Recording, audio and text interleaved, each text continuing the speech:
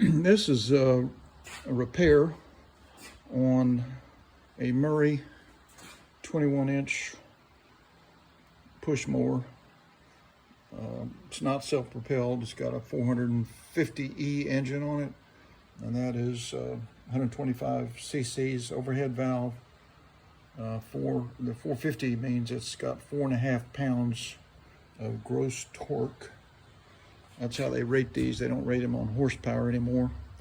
And this is going to be saving Lana. This is Lana. That's what I was saying, Lana. And this mower was free. It was advertised on the internet, and I wanted to tell you guys about this. It's called, it shows up on your phone as Freebie Alerts. I may not have the name right, but there's an app you can put on your phone, and as soon as Facebook advertises an item you're interested in that's free, it will notify you if you're a subscriber and you have the app. And I'm always looking for a free mower, and that's what this one was. It said free mower, and so I messaged them right away and went and got it. And obviously it doesn't run, and that's why they're just getting rid of it. And I think this may have been to a repair shop, and this has happened before. What the repair shops often do is they'll tie a piece of flagging on there saying, well, this one is not repairable. You know, it's either not got compression or a bent crankshaft or something, and it's not worth it to them to try and repair it. And every now and then I get these, and the repair shop hasn't figured out what's wrong with it, and so it would not start. I checked for spark, and it had spark. You know, you use a spark tester for that. Those are available just about any auto parts store, and it had spark, had good spark, and so I tried to start it, nothing. I switched out the plug and got nothing. But the third plug I tried, I'm using used plugs, I haven't put a new one in there yet, and it did fire and did run for a second. It was starting fluid.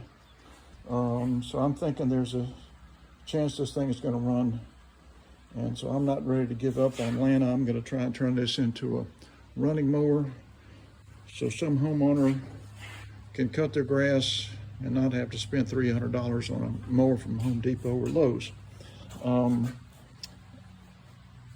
I hate these covers that come on these mowers, because the way they design them is you got one screw there and one screw there, which is typical of these type mowers. But then Murray has added, and some of the others have added, this little decorative plate here, which hides the third screw, which goes there. It's under this plate, and this plate is stuck under there. And I've removed one of them because I hate it so bad.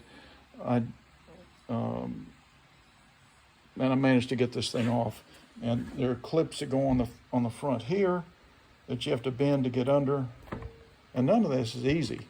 And so one option is to just remove this and be done with it. But then it doesn't look quite as pretty.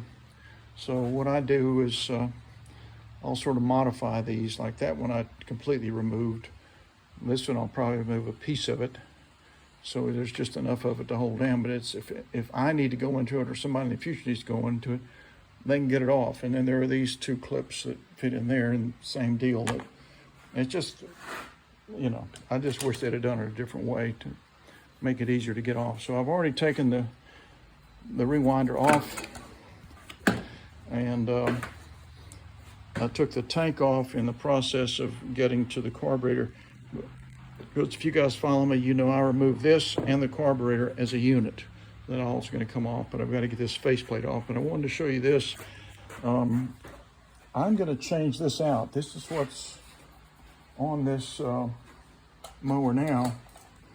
If you look down here, this is where, when you push the primer, the air has to go in there. It pulls in air from there. So there's a little tiny hole if it were white, this is a gray one, and the gray one doesn't have a hole in it. It's blank. And I'm either going to drill a hole in that, or I'll just replace it with one of the white ones, because I think that is part of the problem. If any of you guys out there can comment if you've had experience with this,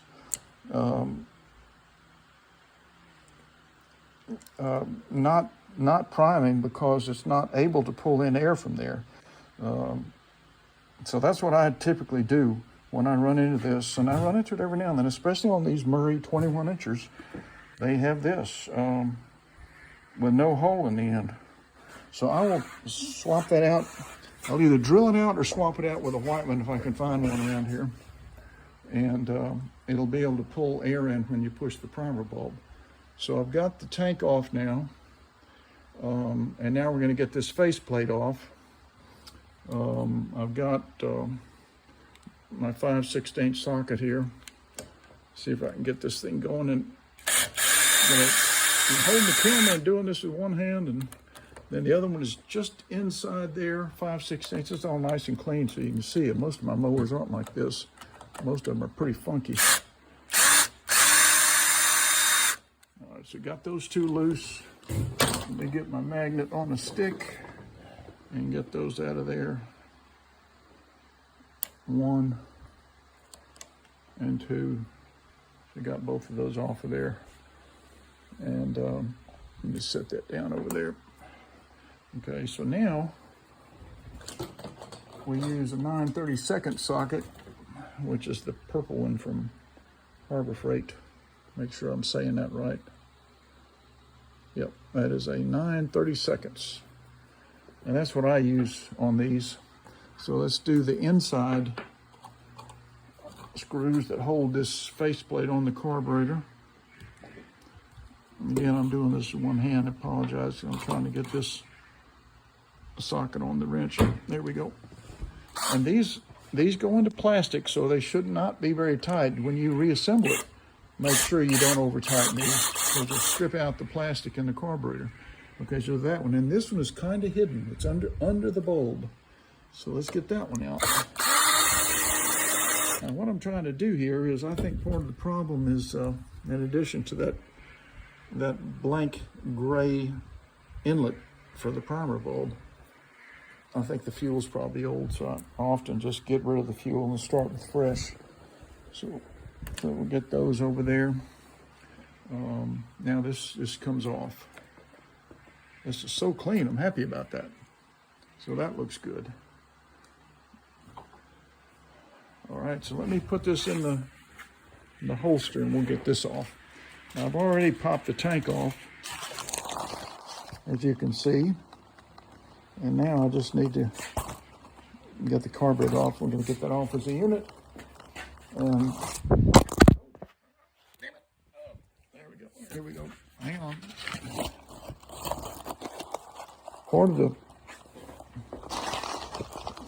So this is real.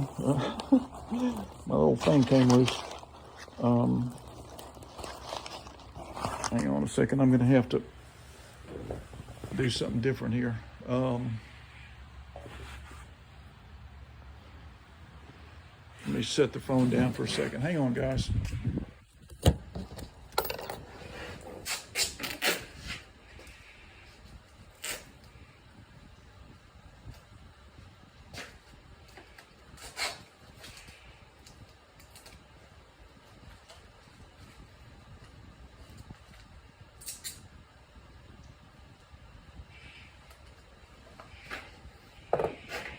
Okay, I'm hoping that'll be sufficient to hold that in place.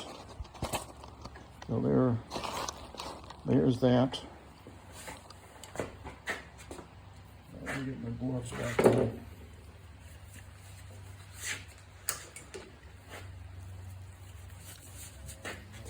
So got the tank off, and now we just wiggle, and the gasket and the retaining clip are still on the manifold. And now, because I've taken this off as a unit, I'm not having to bend anything. I can just turn and make this L turn on that linkage, and that just comes right off real easy. Okay, and so let's take a look up here. Oh, I'll show you a close-up again of this. See that? There's no hole in the end of that little jet, and that feeds through that tube right there to there. And so when you push the